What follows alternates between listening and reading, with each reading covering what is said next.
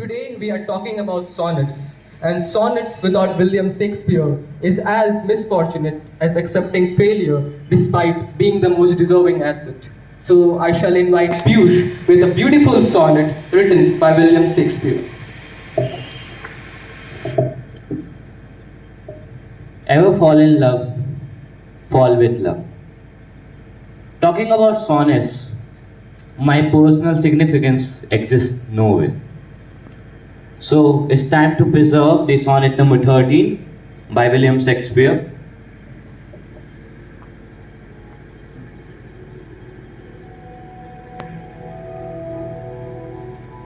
Oh, that you were yourself, but love you are, no longer yours than you yourself here live. Against this coming end you should prepare, and your sweet semblance to some other give. So should that beauty which you hold in lease find no determination than you were, yourself again after your self's decease, when your sweet issue, your sweet form should bear. Who less so fair a house fall to decay, which husbandry in honor might afford, against the stormy gust of winter's day, and barren rage of death's eternal cold. Oh, none but untrips, dear my love, you know. Oh, none but untrips, dear my love, you know. You had a father, you had a father, let your son say so. Thank you. Sonnet 13. The adoration towards sonnets in my soul has touched those immense scintillant stars of the sky, and that devotion is somewhat forcing me to recite a sonnet as well. So, please, sir, if you could permit, I could recite one sonnet. Thank you, sir. So, I'm very much glad to represent Sonnet 29, written by William Shakespeare. When in disgrace with fortune and men's eyes, I all alone beweep my outcast state, and trouble deaf heaven with my bootless cries, and look upon myself and curse my fate, wishing me like to one more rich in hope, featured like him with friends possessed, desiring this man's art and that man's scope, with what I most enjoy, contended least. Yet in these thoughts, myself almost despising, happily I think on thee, and then my state, like to the lark at break of day arising, from sullen earth sings hymns at heaven's gate. For thy sweet love remembered such wealth brings, then I scorn to change my state with kings. Thank you. And elusive in the meaning, but the similarity in these sonnets where they were always concerned with love. Show me somewhere on earth or on a spaceship that isn't a stage, where the process of great theater of life is not going on. The 7 ages of men derived from all the world's a stage, not just a mere metaphor, but the famous metaphor derived from William Shakespeare's As You Like It. Vocalized by the melancholy Jacques, is hinged with a universal theme, the cycle of life. So to fill the bright colors of light on the black canvas of this masterpiece, I would be delighted to invite the girls of class 10A for the cameo on the same. But I would ask you to be very, very attentive, because if you miss even a single beat, you would not be able to reconstruct the pleasure the form has hidden in itself. So please welcome with a huge round of applause.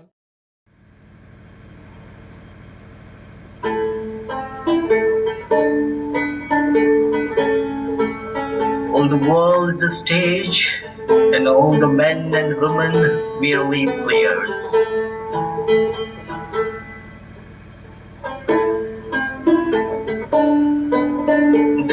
their exits and their entrances, and one man in his time plays many parts.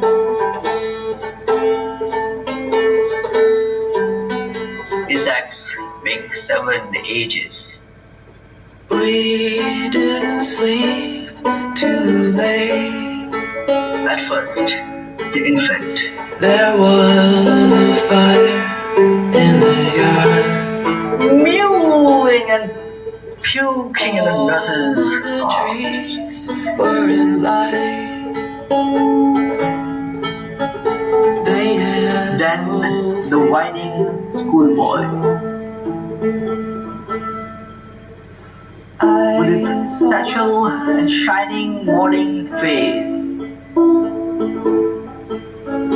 seven swans, seven swans, seven swans. creeping I heard a voice. like snake. I'll try, I'll try, Unwillingly to school. I'll try, I'll try, I'll try. And then the lover, sighing like a furnace, with a waffle ballad made to his mistress. Eyebrow.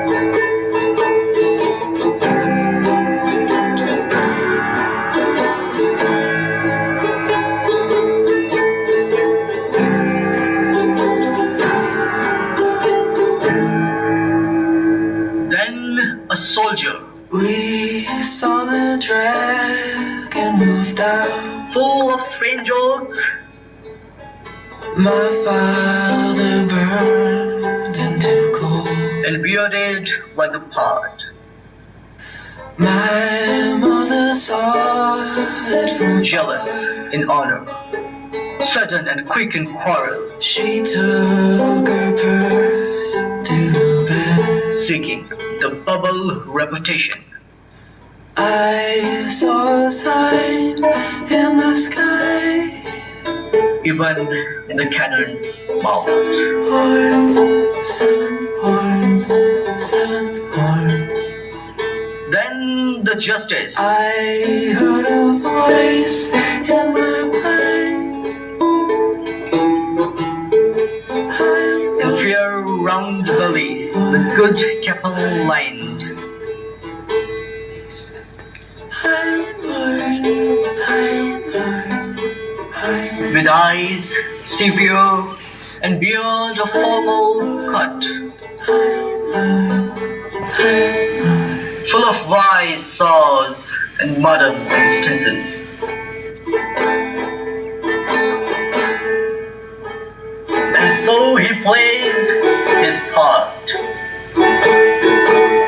The sixth age shifts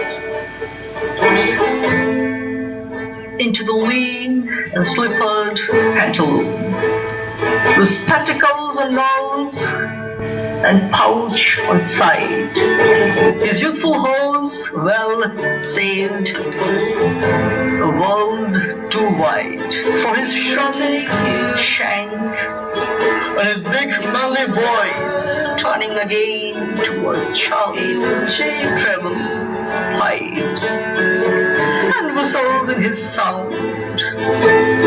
He will take you. Lost in a fall that ends this strange, eventful history. Its certain childishness and mere oblivion. Sun's teeth, sun's eyes, sun's taste, sun's everything.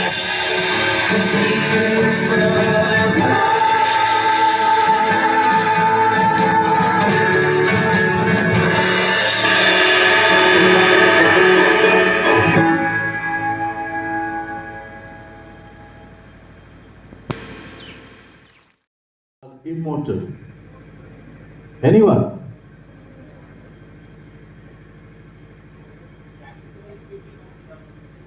Practically speaking, man is mortal. So, my sonnet deals with mortality and immortality. Since brass nor stone nor earth nor boundless sea, but sad mortality oversways that power.